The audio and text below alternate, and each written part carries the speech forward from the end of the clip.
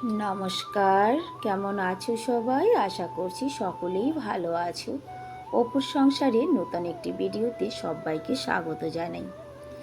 আজকে ঘরে যাবতীয় যা কাজ আছে সমস্ত কাজ সেরে রাইট 12টায় রান্নাঘরে এসেছি। কারণ সকাল থেকে আজকে যা যা কাজ ছিল ভিডিও শুরু করিনি, যে একবারে রান্নাঘরে এসে তারপরে আমি ভিডিওটা শুরু করব। আর রান্নারও আজকে খুব বেশি আমার তাড়া নেই, কারণ আজকে রান্নাও হবে খুব সামান্য। এই যে কলার থোরটা কুচি কুচি করে কেটে জলের মধ্যে দিয়ে চটকে ভালো করে ধুয়ে নিয়েছি। 20 টাকা দিয়ে এই থোরটা এনেছিলাম, আগের ভিডিওতে তোমরা দেখেছো। অনেকেই হয়তো থোর সিদ্ধ করে ফেলে দেয়, তবে আমি সিদ্ধ করিনি, ভালো করে ধুয়ে নিয়েছি, মানে একদম চটকে। আর এই দিকটা বড় বড় করে ফুলকপি কেটে নিয়েছি। আর ফুলকপি জন্য এই যে মাছ, আমি যে মাছ এনেছিলাম পরশুদিনকে, সেই মাছই যে মাছের নাম জানি না, এই মাছটার আমি সত্যি নাম জানি না, তবে মাছগুলো সুন্দর করে ধুয়ে পরিষ্কার করে নিয়েছি। ফুলকপি দিয়ে মাছ দিয়ে রান্না হবে, আর কলার থোর ভাজা হবে। আর ফুলকপির জন্য মানে আমি যেটা আজকে মশলা তৈরি করছি, এখানে আছে আদা, জিরে, টমেটো আর 2-3 কোয়া রসুন। এটাকে আমি পেস্ট বানিয়ে নেব ফুলকপির জন্য। জানি না, ফুলকপি আনতে মানাই করেছিলাম, কিন্তু গতকাল কেন জানি না মনে আমার হয়েছিল যে একটু ফুলকপির সবজি করব এইভাবে। তো সেই জন্য ওর বাপিকে বলেছিলাম যে ফুলকপি নিয়ে আসবে। উনি তো শুনে অবাক, কি তুমি যে ফুলকপি বাড়ির কাছে আনতে মানা করেছিলে, আবার ফুলকপির কথা বলছো? হ্যাঁ, ডুমো ডুমো করে ফুলকপিটা কেটে নিয়েছি, ঠিক সেই রকম আলুটাও কেটে নিয়েছি।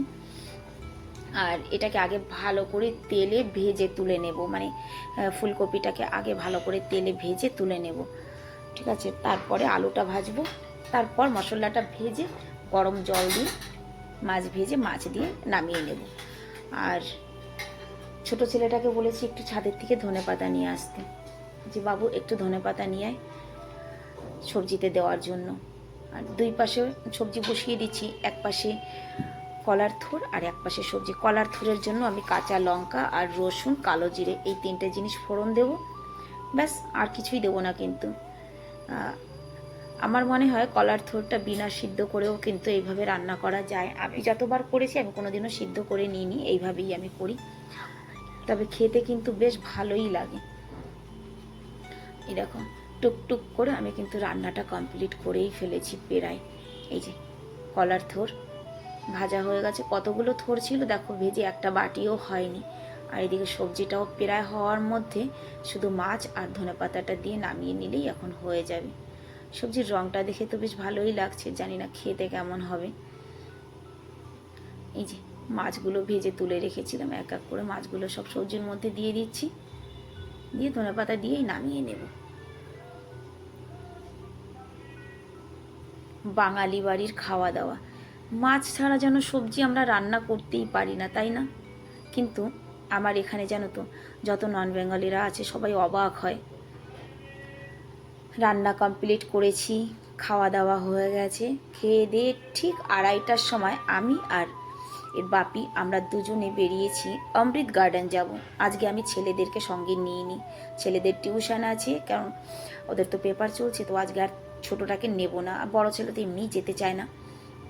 তো চলো দেখি অমৃত গার্ডেনে গিয়ে দেখা হবে। অমৃত গার্ডেন 1 মাসের জন্য খোলে, এটা রাষ্ট্রপতি ভবনের কাছে 1 মাসের জন্য আম পাবলিকের জন্য খোলে, তবে অপূর্ব দেখতে কিন্তু গার্ডেনটা। আর এই যে রাস্তার 2 ধার দিয়ে এই যে লাল লাল যে ফুলগুলো ফুটে আছে, কাপাস কাপাস গাছের ফুল বোধহয়, এই ফুলগুলো দেখেই কিন্তু হোলির জন্য একটা নাড়াচাড়া দিয়ে ওঠে মনের ভিতরটা, তাই না? যাই হোক, কথা বলতে বলতে দেখো পৌঁছে গেছি কিন্তু অমৃত গার্ডেন। এখানে লাইন দিতে হবে। ওই যে ওর বাপি চলে গেছে, লাইনে গিয়ে দাঁড়িয়েছে। তবে একটা খারাপ খবর এটাই, লাইনে গিয়ে দাঁড়ানোর পরে জানতে পারলাম যে এই বছর এখানকার রুল রেগুলেশন চেঞ্জ হয়েছে। সেটা হচ্ছে যে 2 দিন আগে অনলাইন টিকিট নিতে হবে। এটা কিন্তু আগে ছিল না, আগে এখানে এসেই টিকিট নিয়ে তারপরে ঢুকতে হতো। কি করব, মনটা ভীষণ খারাপ হয়ে গেছে জানো তো শুনেই, যে আজকে আমরা এন্ট্রি পাবো না। বললাম যে চলো তাহলে আর কি করা যাবে, বাড়ি ফিরে যাই।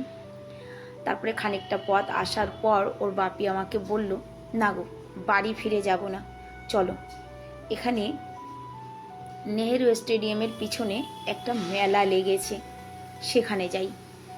চলো, তারপরে সেই মেলার উদ্দেশ্যে কিন্তু আমরা রওনা হয়েছি, যে একেবারে বাড়ি ফিরে যাব, ঘুরতে এসেছি, কিছুই দেখতে পেলাম না, কিছু না। তারপরে কিন্তু আমরা ধীরে ধীরে সেই মেলার দেখতাম। এবার মেলার জায়গাটা খুঁজে মানে বের করতেও আমাদের অনেকটা টাইম লেগেছে, মানে এন্ট্রি গেটটা খুঁজেই পাচ্ছি না, কোন পাশ থেকে এন্ট্রি গেট। আর এই যে যে এলাকাটায় আমরা এখন আছি, পার্লামেন্টের কাছাকাছি, রাষ্ট্রপতি ভবন, পার্লামেন্ট, ইন্ডিয়া গেটের কাছে, এটা কিন্তু ভীষণ ভীষণ মানে দিল্লির হার্ট বলতে পারো, দিল্লির দিল। তো ওর বাপিকে বললাম এখানে একটুখানি দাঁড়াও, ইন্ডিয়া গেটের সামনে একটুখানি নেমেছি। তো আমি যেখানে দাঁড়িয়ে আছি, এখানে আমার ডান হাতে মানে ডান দিকটায় ওই যে দেখো, দেখতে পাচ্ছ ইন্ডিয়া গেট, একদম সিধা ইন্ডিয়া গেট। আর ঠিক আমার বাঁ হাতে হচ্ছে রাষ্ট্রপতি ভবন। ওই দেখো, এই জায়গাটা না এতটা অপূর্ব লাগে, মানে একদম রাষ্ট্রপতি ভবন আর ইন্ডিয়া গেটের মাঝখানে যে মানে রাস্তাটা, কমসে কম 2 কিলোমিটার 2.5 কিলোমিটার রাস্তা হবে, মাঝখানে একদম স্ট্রেট, আর দুই সাইড দিয়ে এত সুন্দর।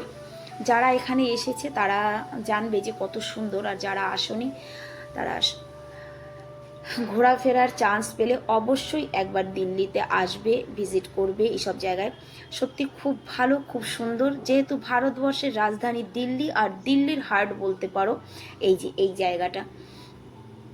যাই হোক, এখানে দাঁড়িয়ে একটুখানি ক্লিপ নিয়েছি, তারপরে আবার সেই মেলা খুঁজতে। ওর বাপি দূরে গাড়ি নিয়ে দাঁড়িয়েছিল। রোদের প্রচণ্ড তেজ, জানো তো, প্রচণ্ড তেজ হয়েছে। আর এক সপ্তাহ পরে বোধহয় আর মানে বাইরে বেরোনো যাবে না, মানে দুপুরবেলায় তো বেরোনো যাবে না, সত্যি কথা বলছি, যে এত রোদের তেজ। তারপরে আমরা ঠিক খুঁজে খুঁজে চলে এসেছি মেলায়। দেখা যাক মেলার মধ্যে কি কি আছে। আর এই মেলাটায় মানে যা কিছু জিনিসপত্র যা নিয়ে মেলাটা লেগেছে সব কিছুই হাতের বানানো, মানে হ্যান্ডমেড জিনিসপত্র সব কিছুই। তো চলো দেখি ভিতরে যাই কি কি আছে। এই মেলায় আমি কিন্তু আগে আসিনি, আমরা মানে কখনোই আমরা আগে আসিনি এই মেলাটায়। আজকে এই দিকটায় এসেছি, মানে অমৃত গার্ডেন ঢুকতে পারলাম না, তাই এই মেলায় এসেছি। কারিগরি মেলা, মেলাটার নাম হচ্ছে কারিগরি মেলা, ঠিক আছে, মানে হাতের কারুকার্য সব বানানো, হাতের জিনিস, হ্যান্ডমেড জিনিস, তাই কারিগরি মেলা। তবে একটা জিনিস ঠিকই, হাতে বানানো জিনিস যেগুলো হাতে বানানো সেগুলো তো হাতেই বানানো, সব কিছু যে হাতে বানানো সেটা কিন্তু নয়। কারণ কি, এই যে যে কাপ প্লেট বা যা কিছু এগুলো তো হাতে বানানো হয় না, এর জন্য নিশ্চয়ই কিছু না কিছু দরকার। তবে হাতে বানানো কিন্তু সত্যিকারে এখানে অনেক জিনিস আছে, যে হাতে বানানো কিছু নেই এটা বললে ভুল হবে, হাতে বানানো অনেক জিনিস আছে। কিন্তু এই জিনিসগুলো দেখো কি সুন্দর, মানে ছোট ছোট পটগুলো দেখে মনে হচ্ছে কি সবগুলোর থেকে এক একটা করে কিনে নিই, এত ভালো লাগছে এগুলো দেখে। কিন্তু প্রচণ্ড দাম এখানে জিনিসের, প্রচণ্ড দাম।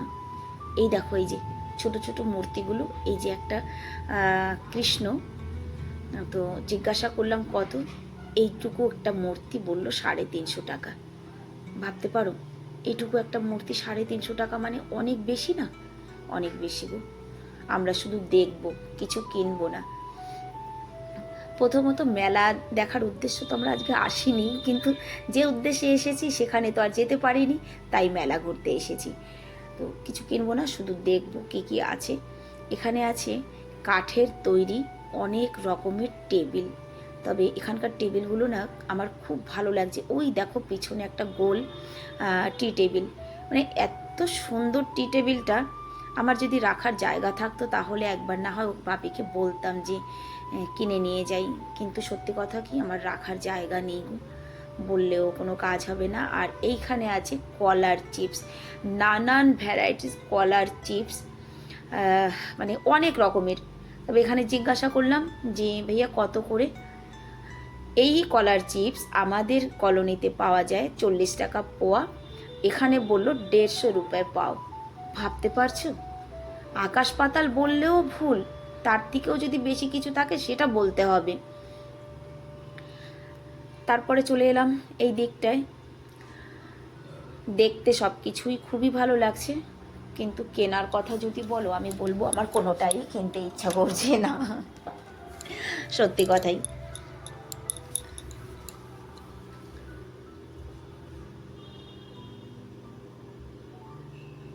অনেক জিনিস আছে এখানে, মানে পায়ের চপ্পলের থেকে নিয়ে মাথার ফিতে পর্যন্ত সমস্ত কিছু আছে।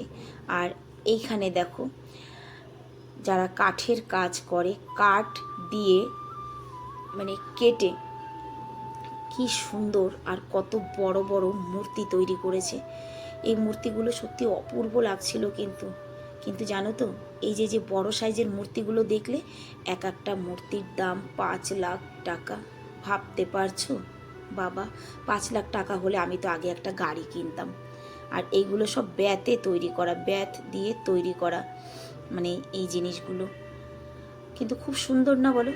এগুলো দাম হলেও কিনতে মন চায়, কিন্তু ওই যে রাখার জায়গার অভাব। যে আমার তো সত্যি বাড়িটা ছোট, এত জিনিস, এত সুন্দর সুন্দর জিনিস নিয়ে রাখবো কোথায় বলো? এই যে রুটি রাখার জন্য খুব সুন্দর না বলো?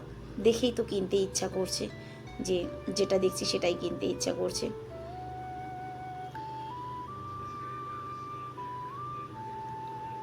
তারপরে চলে এলাম একটু খাবার দাবারের দিকে। ওর বাপিকে বললাম কিছুই যখন কিনিনি, চলো কিছু একটু খেয়ে তারপরে আমরা বাড়ি চলে যাই, কারণ একদম খালি মুখে যাব সেটা তো হয় না, একটুখানি চা কফি না হয় আমরা খাই, খেয়ে তারপরে বাড়ি যাব।